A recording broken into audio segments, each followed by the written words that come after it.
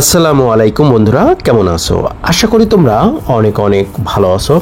আজকে যে বিষয়টা তোমাদের সাথে শেয়ার করতে যাচ্ছি সেটা হচ্ছে আর দিয়ে আমরা কিভাবে ইন্টারোগেটিভ সেন্টেন্স তৈরি করব। সো বন্ধুরা, আজকে আমরা এমন কিছু সেন্টেন্স তোমাদের সাথে শেয়ার করতে যাচ্ছি যে সেন্টেন্সগুলো খুবই খুবই খুবই সহজ এবং আমরা যারা জানি তাদের কাছে অনেক সহজ, কিন্তু যারা জানি না তাদের কাছে কিন্তু অনেক কঠিন। সো বন্ধুরা, তোমরা যারা একদমই ইংরেজি পারো না, ইংরেজিতে দুর্বল, সো বন্ধুরা আজকে আমরা শিখব আর দিয়ে ইন্টারোগেটিভ সেন্টেন্স। সো বন্ধুরা, আর দিয়ে আমরা কীভাবে ইন্টারোগেটিভ সেন্টেন্স করতে পারি, আর ইন্টারোগেটিভ করার নিয়মটা কি, যখন তোমরা কোনো ইন্টারোগেটিভ সেন্টেন্স করবে তখন অবশ্যই মনে রাখতে হবে সাবজেক্টের আগে কিন্তু সাহায্যকারী ভার্বটা বসবে। সাবজেক্টের আগে কি বসবে? সাহায্যকারী। যদি সাবজেক্ট ইউ হয় তাহলে ইউ এর পরে যদি সাহায্যকারী ভার্বটা থাকবে সেটা কিন্তু আগে এসে বসবে।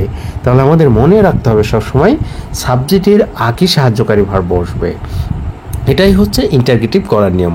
আর সব থেকে লাস্ট যে নিয়মটা সেটা হচ্ছে লাস্টে কিন্তু একটা ইন্টারোগেটিভ চিহ্ন আমাদের বসাতে হবে। তাহলে ইন্টারোগেটিভ চিহ্নটাই হচ্ছে আমাদের মেন।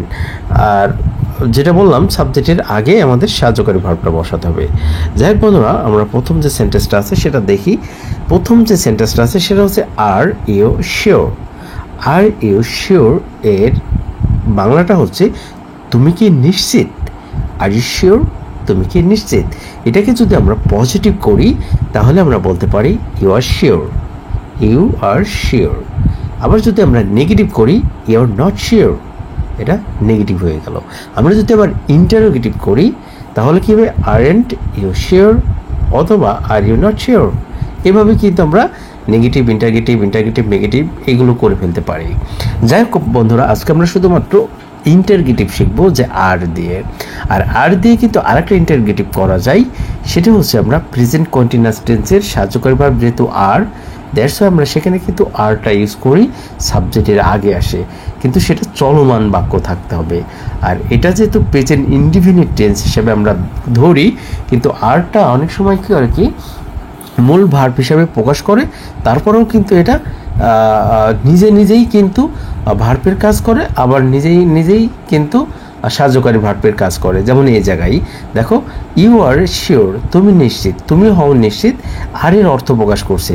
আবার আর দিয়েও কিন্তু আবার ইন্টারোগেটিভ সেন্টেন্স আমরা তৈরি করছি। এখানে মনে হচ্ছে যে আরটা একটা সাহায্যকারী ভার্ব, কিন্তু এটা আরটা দ্বারা কিন্তু অর্থ প্রকাশ করে।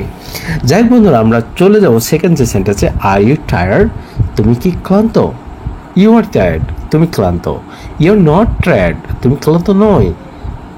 আরেন্ট ইউ টায়ার্ড, তুমি কি ক্লান্ত নয়। এরকমভাবে আমরা বলতে পারি।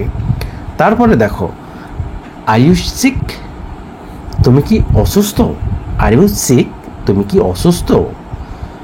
তারপরে দেখো, are you hungry. Are you hungry, তুমি কি ক্ষুধার্ত। You are hungry, you are not hungry. এভাবে কিন্তু সেন্টেন্সগুলো আমরা প্র্যাকটিস করতে পারি। আর ইউ হ্যাপি, তুমি কি সুখী। ইউ আর হ্যাপি, তুমি সুখী। ইউ আর নট হ্যাপি, তুমি সুখী নয়। আরন্ট ইউ হ্যাপি, তুমি কি সুখী। তুমি কি সুখী না। এইভাবে কিন্তু আমরা সেন্টেন্সগুলো করতে পারি। তারপরে দেখো, আর ইউ বিজি, তুমি কি ব্যস্ত। আর ইউ ম্যারিড, তুমি কি বিবাহিত। আর ইউ রেডি, তুমি কি প্রস্তুত।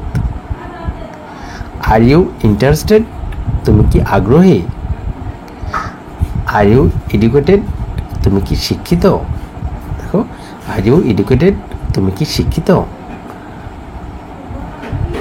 আর ইউ স্যাটিসফাইড, তুমি কি সন্তুষ্ট।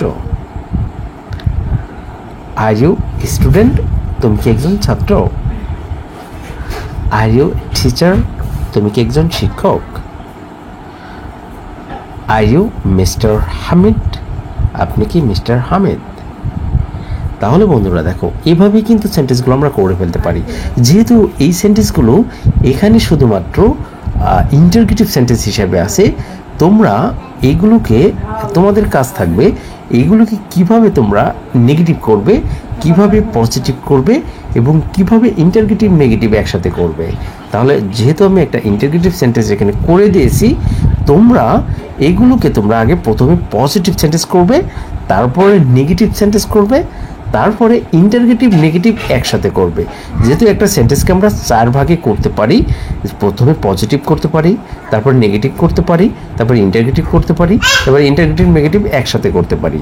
যেহেতু আমি এখানে ইন্টারগেটিভ সেন্টেন্স করেছি, বাদবাকি 3টা এই সাবজেক্টগুলো দিয়ে বা বিভিন্ন সাবজেক্ট দিয়ে আর অথবা এই ভার্বগুলো দিয়ে, এখানে যতগুলো এখানে ভার্ব বললে ভুল হবে, এখানে অনেক অ্যাডজেক্টিভ আছে, এই অ্যাডজেক্টিভগুলো দিয়েই তোমরা তৈরি করতে পারো।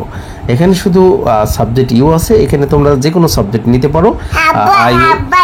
হ্যাঁ, যাই হোক বন্ধুরা, ভিডিওটা দেখে যদি তোমাদের কাছে ভালো লেগে থাকে অবশ্যই ভিডিওটা শেয়ার করে দাও, কারণ এইগুলো যারা এখনও শিখে নাই, এখনও পারে না, তারা যেন এগুলো শিখতে পারে।